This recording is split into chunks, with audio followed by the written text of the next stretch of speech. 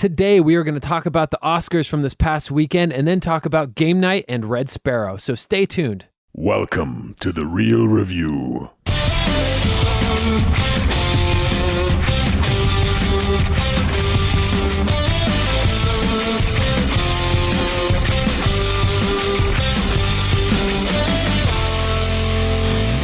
Welcome to The Real Review, sponsored by Parametric and Lazy Ape Studios, where you get some of the latest happenings, real thoughts, and perspectives in the world of film and television. And everybody, I am here with Joel the Sparrow Cunningham. That's pretty good. Yeah. From the film we got coming up. Yeah. We're talking about today. Yeah. I'm regretting my nickname for you today. Uh-oh. And I will apologize in advance. Okay. But to all of our listeners out there that might be under the age of 16, muffle their ears, I guess. Yeah. Okay. Today I'm with Matt. You sent me to horror school. Hey. Okay. Oh my gosh. That's yeah. my nickname for you today. Yeah. Okay. Well, I guess I have to own that one then. We're in the episode now. There's no turning back. We will get there when we talk about Red Sparrow. I have a lot of things to say. Oh my goodness. Yes. Okay. So if you're new to the show, we talk about movies. We do that. That's what we do, and we bring you a couple different perspectives. So you got me, who's a little bit more emotional. I like to have fun. I'll overlook some of the minute details on some things and some aspects. In a good way. If I felt emotionally moved, I will. Yeah, in a good way. I'll look over some of those things that don't bother me as much. And then Joel, you on the other hand, you're a little bit more in the details, a little bit more nitpicky, a little bit more like, well, this whole thing doesn't make sense, so this whole movie is thrown off for me. The critical voice, right, if you will. The critical voice, where I'm emotionally unstable at times, and good way of looking at it. And sometimes, and we'll crisscross a little bit, and it's not to say we won't see from each other's perspectives, but we do have differing tastes. Anyway, so that's how the show runs. Joel, why don't you tell everybody how they can get connected with us? I will do so, Mr. Matt. There are a number of ways you can get connected. We have our website, realreviewmedia.com. We also have our Facebook, which is facebook.com/realreviewmedia. We have Instagram and Twitter, which are both at Real Review Media. We also have our YouTube, Tubes, which we would love to get connected with you on there. We were usually doing these vidcasts. We're not doing this one vidcast. Yeah, just kind of a scheduling error. My problem. My problem. Sorry, folks. But that's youtube.com/therealreview. And then we would love to hear from you, hear your thoughts and perspectives on the films and television shows that you are watching. Send us an email. Yeah, for sure. realreviewmedia@gmail.com. Do it, guys. Do it. That is it right there. So let's just dive right into this, because I kind of thought this was fun. We'll start off by talking about the Oscars. Yeah. Now, I sent a thing to you the other day, and I said, hey, fill out this Oscar ballot on your predictions. Yes. What you think is going to win. You sent me a text, and I figured if you were going to text me about the Oscars, it's going to be one of two things. It was either going to be this, or it's going to be a drinking game. Okay. I'm just kidding. So I sent the ballot. It's got all 24, it's real basic. It's on the Rotten Tomatoes website. Yeah. And it's got all 24 categories, and basically I had to pick. It shows all the nominees. You pick who won. Yeah. I did okay. I had 13. I got 13 out of 24. I thought you said 12. No, I got 13. Wow, you did even better than I thought. Yeah, I got 7. Yeah. So, well, you know what? I probably would have been closer to like 18. There was several where I second guessed myself, and I just didn't go with my gut, and I shouldn't have done that. So the problem with these ballots is, for me, I always want to check who I want to win, not who I think the Academy is going to pick to win. Right, and there's a balance there. Right. And there was some, with Coco, it lined up for me. Yeah. Because I'm I loved Coco, and so best animated plus best original song. Right. But then with other ones Baby Driver. Yeah. That one did not work out at all. I thought they were going to win. I know, but I really did too. I thought that was a lock-in. I would put a double check mark. I was like, but I also realized that the way that they did the editing on that film was so crazy and difficult and one of a kind. I don't think they gave them a lot of credit for it. The studio doesn't like that. They may not even known. I don't even know. Because that was such a crazy way. And you go watch the little behind the scenes about it. It's insane. Yeah, it's insane. So I encourage you guys to do that. And the other thing I had working against me quite heavily was I didn't see The Shape of Water. And so I didn't really know where to place that. Right. And so that hit me pretty hard. I think the biggest surprise that I actually got right was I didn't see Phantom Thread. Right. But I managed to get 2 of those right. I called the costume design and the actor in leading role. Oh, really? Sorry, no. He wasn't an actor in leading role, but I did get costume design. Costume design, yeah. I got that one too. I was like, it's going to be a period piece of some sort. Yeah. It's usually who wins. Yeah. I was surprised actually because Dunkirk won a couple, right? So yeah. I was surprised that it won as much as most of the audio stuff, most of the editing audio stuff, which it did have really good audio. I'm not going to lie. I mean, it was impactful, but it didn't stand out to me, I guess, as inventive and crazy as Baby Driver did. Yeah. So it was a little bit frustrating to me because I felt like they really deserved some more love there. You know what I loved was that Get Out won original screenplay. Agreed. That's cool. That is cool. Really, really cool. Yeah. Super, I don't know, I was just super impressed by that. Well, and I will say one of my other I'm super duper happy about, finally, Roger Deakins takes home a cinematography. Right. I know it's been forever. Yeah, I mean, he's done so many good projects. Which is really cool because he's been a staple in cinematography in the film industry for so long. Yeah. Like, just as being incredible. Yeah. And this is his first win. And when he won, like, you knew everybody knew that. Like, everybody stood up, gave him, like, the standing ovation. Like, they were putting in his legs. He's deserved. Yeah. Yeah, he's well deserving of this. And, it was a run for him, actually, because I forget, there was a lady that was nominated for Best Cinematographer this year, which I believe is the first time it's ever happened. Really? Okay. In like studio or whatever awards history for the Oscars. So there was a lot of people like, well, I don't know. So, but yeah, I'm really glad I got that. Any other ones that you were just really, really happy about? No, Alice and Janie from I, Tonya. I locked that because she was I did too, yeah. Yeah, she was incredible. I didn't even think about that one. I was like, yep, I think she's going to get it. Yeah, exactly. I didn't hesitate at all on that one. Yep. I kind of bummed out on the supporting actor in a supporting role. I had Sam Rockwell checked, and I was like, no, I'm going to go back to William Dafoe. And I was like, dang it. My frustration with that one a little bit was he did a really good job in the role, but it wasn't like, that's like Sam Rockwell. Sam Rockwell acting like Sam Rockwell. I feel like he always plays this kind of like doofy, fun, lovable guy, but you kind of also think he's a bit of a jerk. Yeah. Like, that's his character and everything, and maybe he deserves an Oscar for that. I mean, he did a good acting job in the film, but it wasn't like he was really reaching. Whereas I felt like some other people that were on the list kind of maybe had reached a little further. Right. Right, exactly. Yeah. Other than that, I didn't see any of the documentaries or short films, so I was like, I just kind of guessed, and I didn't get any of those right. But yeah. What did you have for Best Picture? What were you hoping for Best Picture? Best Picture, I thought they were going to select Lady Bird. Yeah. I was hoping it would be Darkest Hour. I hadn't seen Three Billboards. I hadn't seen Phantom Thread. I hadn't seen Call Me By Your Name or Dunkirk. So I haven't seen a few of those. Shape of Water, that's such a surprising thing to me. I'm glad to see Guillermo win something because he hasn't ever, as far as that's concerned. But I thought the movie was okay. Yeah, I remember we talked about it. I didn't think it was that great. But yeah, what did you have? I had Three Billboards. Three Billboards. I really thought that might lock it in, but I wasn't hoping for it necessarily. We talked about the movie. I thought it was okay. The big one that I was really thinking might actually end up getting it was probably, I thought maybe Phantom Thread. I know it was a bit of a long shot, but Daniel Day-Lewis, it's his last supposed acting role, so I thought maybe they'd give him an Oscar in that one. Yeah. That, Lady Bird, Dunkirk, or Get Out were kind of my top four in that category. Wow, what if Get Out would have won? That I think the odds were against it. Yeah. It's not like a studio. But I'm just saying, what if it did? That'd be like, what? Yeah. That'd be crazy. It would be crazy. Yeah. Anything else kind of stand out to you at all about it? I think it's good. Yeah. So that was kind of an interesting thing. It was good overall. And I was surprised at how well I did. But other than that, let's move right on to the first couple movies that we're going to be talking about. First one I want to talk about is actually a major release from last weekend that I didn't get a chance to see because I was busy seeing other movies. This movie that I want to talk about now is Game Night, directed by John Francis Daley. Sweets from Bones, that's how I know him. That's where I first saw him. And then Jonathan Goldstein. They usually actually write a lot together. Yeah. They directed it. Writer Mark Perez, starring Jason Bateman, Rachel McAdams, Kyle Chandler, Sharon Horgan, Billy Magnuson, a number of other people. Essentially, the plot is a group of friends who meet regularly for game nights and find themselves trying to solve a murder mystery. Yeah. This I didn't anticipate. First of all, I have a love-hate relationship with Jason Bateman. Same here, yeah. I like him when he does like his more like kind of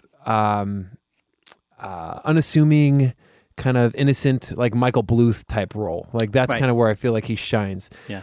I don't like any of his like like R-rated comedies typically. Like I have a hard time getting into that and just kind of. Did you see Horrible Bosses? Did you not like? I saw the first one. Okay. I thought it was okay. I did. I mean, I liked it. It wasn't like I loved it, but so first of all, I don't like crude like raunchy comedies that like rely on that as its central frame of what's driving the movie. Like I can't stand that, and so usually I don't go see movies like that. And that's kind of what I thought this movie was going to be like. Yeah. And I went into it being like, okay, let's see what happens. I'm hearing some positive stuff about it. It's rated R, obviously, but it's not relying on the raunchiness of it. And I actually really enjoyed it. If I was not laughing out loud at something that was happening, I was giggling the whole time. Yeah. It was just the personalities, and you're not just rooting for Jason Bateman and Rachel McAdams characters, you're rooting for like all of their friends too. So they did a really good job with all the characters. Yeah.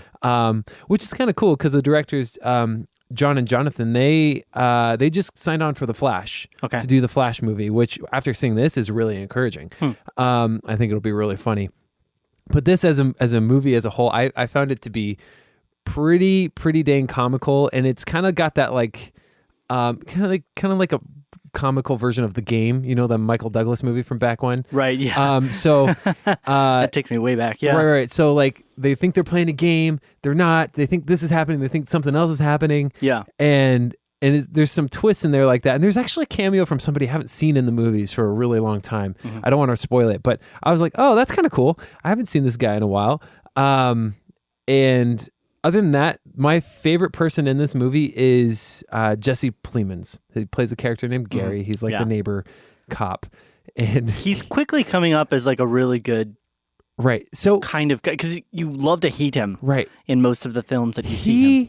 He is creepy. Yeah, he was that way in Breaking Bad when I first saw him. He's that way in that Black Mirror episode, USS Callister. Yeah, and he's creepy in this, but he's a little bit more creepy likable in this one. Right. Yeah. Okay. And any time that he is on screen, you feel uncomfortable. You feel uncomfortable, but and then his interaction with people, you just can't help but laugh. It's really funny.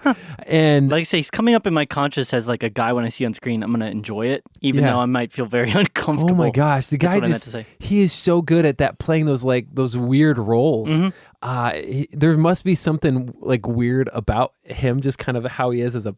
I want to watch some interviews now with him. Yeah, it'd be interesting to meet him, right? In exactly. Because I feel like you got to have some of that in you to be able to just have that be what you are when you act. Typically. Yeah. That is true. They do say, and I've met a few, fairly famous horror movie actors, like main actor Jason, Voorhees type people, and they tend to be very normal. It's weird, right? Very friendly, very nice. I met what's his name? I can't think. Pinface. The guy that plays Pinface. I don't know. Dude, I don't know. He was at a premiere thing I went to, and he was really friendly. Yeah. Yeah. So maybe it's different because this guy's going more just weird. Yeah. Versus them being horror. Mm-hmm. I don't know. A couple other noteworthy things. Jason Bateman. I really enjoyed him. He's closer to Michael Bluth territory, which I enjoyed. Rachel McAdams, I don't know if I've seen her in a comedy in a while I haven't seen her in much in anything except she's really good in this movie. Really? She's got great timing. Mm-hmm. She's very, I don't know, she's just really good. I've never seen her play this type of role before. Yeah. Maybe I just haven't seen all of her movies, obviously. But Kyle Chandler, kind of hard for me to always picture him anything other else than Friday Night Lights. Mm-hmm. I'm trying to remember the guy. There's this there's this character. He plays this really dumb guy. Yeah, and he says so many things that are so off the wall funny. Again, the movie doesn't rely on crude humor. Yeah, I mean, there's moments of it, but it doesn't rely on it as to keep the movie going. And I really, really appreciate it about the movie. Overall, it's just a funny movie. It seems like a simple setup. Yeah, but it seems like a clever kind of twist, and I'm interested in finding out kind of where there's a lot goes. of predictability to it, and that probably leads to my negatives. I mean, it's not an awesome movie, but I went in and I left really surprised. I was how much I was laughing, and there haven't been a lot of comedies this year. Probably my favorite comedy. There's been a couple that have been other types of genres that have turned into comedies, if you want to, if you will. Yeah, I gotcha. I enjoyed this movie, man, and I was impressed with it. I enjoyed it. I would like to see it again, actually, and just get some of those laughs again, because I felt like there was some stuff that was even funny that was on top of each other. Like I can peel back a couple layers maybe, but it was fun. It was good time. Again, not an awesome movie. Negatives again, other than it was reaching in some territories to make it more outlandish, and I think maybe if they reined it in, kept it a little bit more realistic, it would have been good. But other than that, that's really it. I'm going to give it an 85. Nice. Solid B movie. Wow. That's higher than really higher than what I would have thought. Right. Yeah. And it's so funny too. I gave it a couple of points extra just talking to you about it, because I was thinking about it, and I was like, yeah, you know what? I'm going to give it 85. Solid. It deserves a couple more points there. I enjoyed it. I thought it was really good. I mean, it was clever too in some of the stuff. So, but yeah, I want you to see it, and then we can talk about it later. But yeah, man, I'm excited to check it out now. I only heard from one person that had seen it. Yeah. I don't know if it's doing super well at the box office. It didn't seem like it was doing incredibly well, but they had a pretty negative perspective on it. Oh, okay. So, but I think I messaged you this. They aren't the person that I generally go to for like solid movie critique and opinion. Yeah, I think we all have people out there. This is totally outside of the point. We all have people out there that were like, yeah, okay. Yeah. I can generally think that what you say about a movie, I'm going to agree with. And then you have some people out there that love talking about movies, but you're like, I never understand any of the perspectives you have. Yeah, and we're probably those people for people. Just kidding. It's true. Yeah, no, but that's why we have diversity of thoughts. Yeah, exactly. 81% on Rotten Tomatoes, cool. FYI. But yeah, I know we have a little bit of time here. I want to make sure we talk about this other movie that you got a chance to see. Yes. I wanted to discuss this briefly. So it's not doing quite as well on Rotten Tomatoes score. We're talking about Red Sparrow. It's like half. Yeah, it's at 49% with critics, 56 with viewers. So it's pretty low down there. The synopsis for this: Dominique Igorova is many things, a devoted daughter determined to protect her mother at all costs, a prima ballerina whose ferocity has pushed her body and mind to the absolute limit, a master of seductive and manipulative combat. When she suffers a career-ending injury, Dominique and her mother are facing a bleak, uncertain future, and she's blah, blah, blah. Basically, she ends up getting manipulated into joining the seductress school, the whore school, if you will. I see where that comes from now. There you go. Directed by Francis Lawrence. I don't know if he's any relation to Jennifer Lawrence. No relation. They just worked together on Catching Fire. And the last two Hunger Games. Oh, that's true. I didn't think Catching Fire was the best Hunger Games movie. Yeah. Joel Edgerton is in it. Matthias Schoenaerts. I'm not sure how to pronounce his last name. You know me. Obviously nailed it. Yeah, there you go. Charlotte Rampling. I should just power through. Yeah. And then I get Jeremy Irons is in it. Little brief, kind of a cameo role. Jolie Richardson. You got Sakini Joffrey. There's a small cast for the most part. Yeah. Okay, so I really had no perspective going into this film. I had no expectations at all. Yeah, I had heard from somebody that kind of harkened back to sort of the 90s espionage type films. Okay. And I would say as far as overall sensibilities of what it was trying to accomplish, it fell within that line. Okay. Almost like a La Femme Nikita type thing, which I liked. I thought was a good film. But as far as actual pure espionage elements and interesting characters and interesting settings and setups for action sequences and things like that, nothing. Really? Yeah. It was pretty boring? I think... Okay. So this film goes... I should mention the positives. Do some positives. I hate to go there, but main positive, I would say, is the cinematography. Okay. Overall, it was good. It wasn't amazing. It didn't blow my mind, but it didn't distract me. It wasn't bad. It was fitting, and I think the sound as well, the music, kind of everything, the composition that they put with the visuals fit, and it was aiding in an intensity with scenes that you kind of understood. Okay, this is supposed to be an intense moment. Cool. Now, as far as the actual on-screen talent goes, as far as emoting that type of emotion, that's where it felt a little bit flat for me. And we've mentioned this. I feel like maybe Jennifer Lawrence is kind of, celebrities have this kind of S-curve thing, like businesses, they kind of build up, and then they kind of fall out. And then a little bit later, maybe they kind of bounce back with some bigger projects, the Oscar projects and things. I feel like her star's kind of waning a little bit. She's taking on some more difficult projects that aren't doing quite as well in the box office and stuff. And I don't think this is it's not an attack against Jennifer Lawrence, although I don't think she did a great acting job in this, specifically her accent. Okay. This is based in Russia. It wasn't good? No. No. I mean, there was plenty of moments where she's like, I am here talking, and then she would just switch into English, and she her accent would just drop completely. Wait, she wasn't dropping it to blend in or anything? No. They would just kind of, she'd be talking like this, and then it would become kind of normal, and then it would start talking like that. And it was like, are you Russian? Like, what? And the other thing that always... You think they'd ADR that later or something? Yeah, I mean, and I get it. I understand they can't make a film all in Russian, but like they didn't speak pretty much any Russian. Right. And I mean, they're in Russia, you know what I mean? And so it's like, why is nobody speaking... They're like in cabinet meetings and they're all speaking English with a Russian accent. Okay. You're like, why would you be speaking? I mean, it's Russia, you know, they're going to speak Russian at least a chunk of the time. Right. So, and that's again, that harkens back to like the 90s type, you know, espionage films where everybody speaks English and they just kind of have an accent and that tells you. So that was one thing. And then I would say one of the other positives, which I didn't really talk about, there's a couple scenes, and this sounds really bad probably, but like the torture scenes are actually really good in the movie. Oh, really? They're very like effective. They're effective, yeah. Right, and they feel very realistic. I mean, there's a couple moments where a few of the characters go through some really torturous type stuff. Sure. And you're like, I could feel that. That hurts. That would be just, I mean, it's mental and it's physical and it's just like understandable how that would work. So the execution was good there. No pun intended. Exactly. Okay. Yeah. Maybe it wasn't. Where it really falls apart to me is kind of plot. It felt a little bit like they wanted to have their cake and eat it too. They wanted to create this like...